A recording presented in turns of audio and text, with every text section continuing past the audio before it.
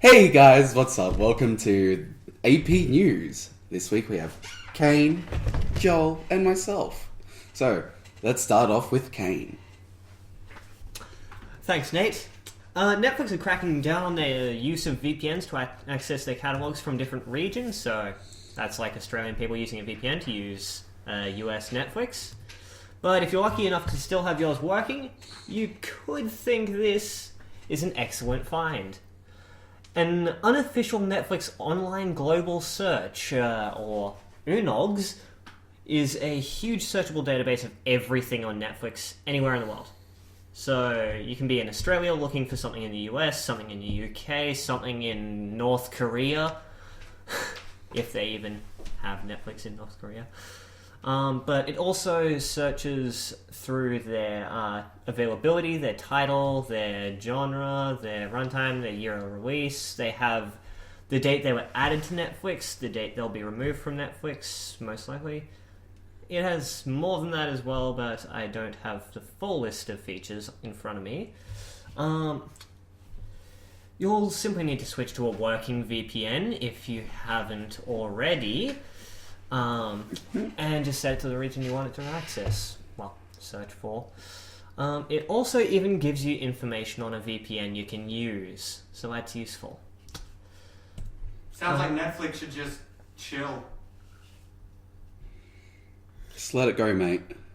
Can you just imagine, hold on, when you were mentioning like North Korea, just like a bunch of Kim Jong-un drones? The Adventures of Kim Jong-un. The Oons. Anyway, in other news, your normal average internet-connected home will have a lot of devices that would be connected to the internet aside from computers.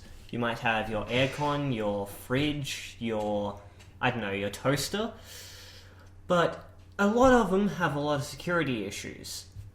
Some thermostats were sending out information such as your postcode and what weather stations are nearby. Supposedly that's all they were sending.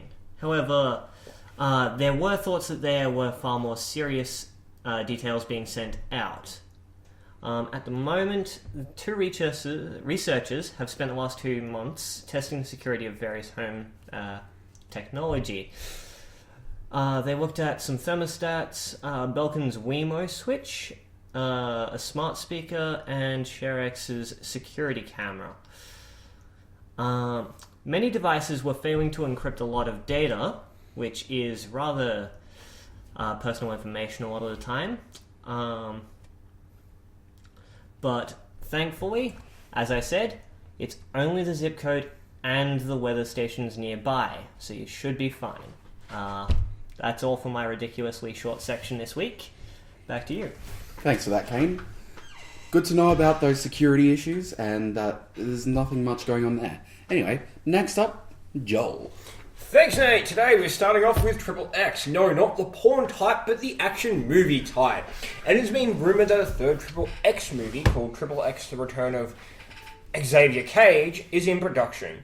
The movie would not only see Vin Diesel, return as Xavier Cage, whose name I am completely saying wrong, but would see Ice Cube reprising his role as Stone, and they would also both be joined by Samuel L. Jackson, who appeared in the movies as Agent Augustus Eugene Gibbons, as well as martial arts superstar Jet Li, who is rumoured to be the film's antagonist.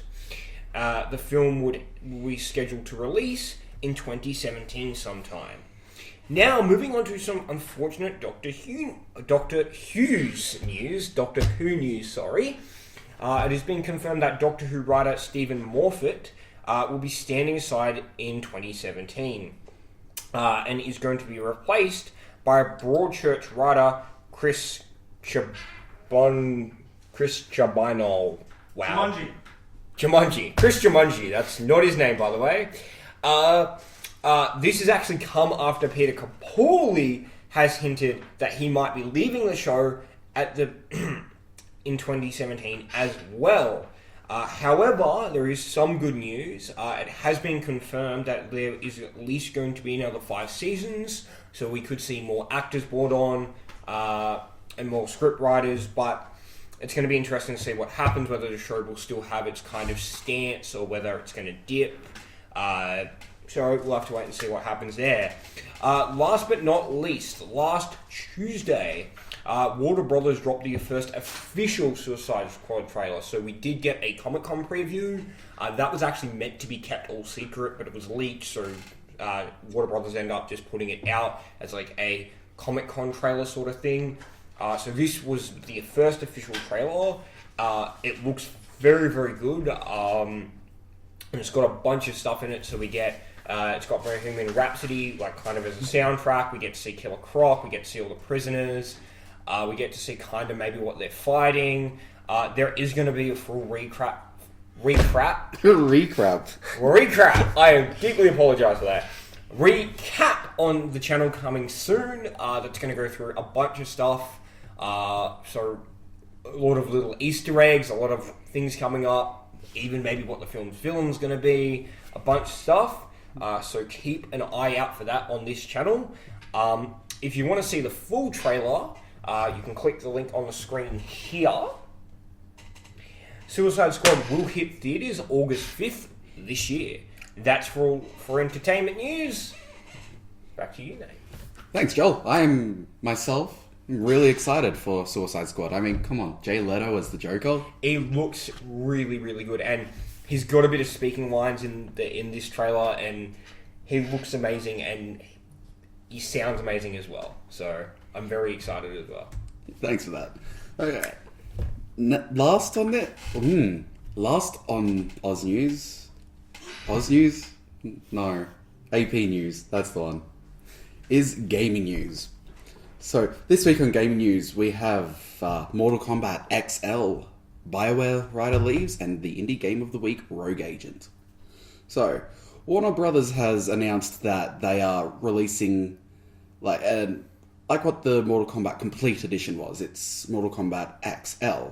So it contains the Combat Pack 1 and 2, the Apocalypse Skin Pack and the Brazil Skin Pack, the Cold War Skin Pack and Cold War Scorpion Skin Pack, as well as the Samurai Skin Pack.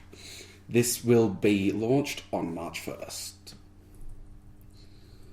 So some sad news from BioWare. So the BioWare veteran David Gator, yeah, who is in his 17th year at the role-playing game studio, who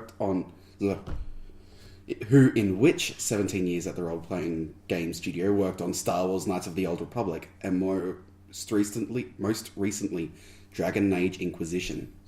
He is leaving the company. Gator, who left Dragon Age team last year to work on a secret BioWare game, announced the news on Twitter.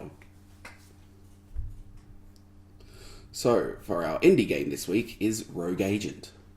There wasn't much details, just what you can do in this. Others would know more, but this is just what I pulled from the website. So, sneak your agent through 52 bite-sized puzzling maps, replay them, and try harder routes to unlock developer commentaries and secret levels. Use strange and creative gadgets such as the Scramble Suit, Sonic Mine, Recaller, and Quick Clone.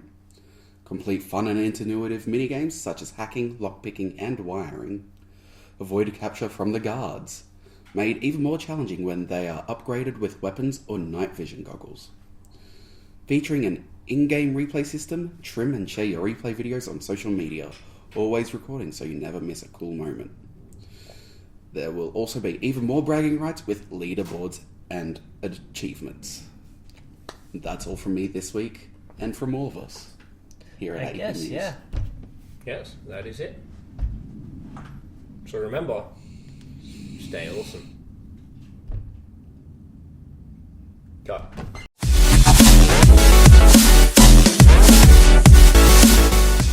And on recent news, Joel has been fired.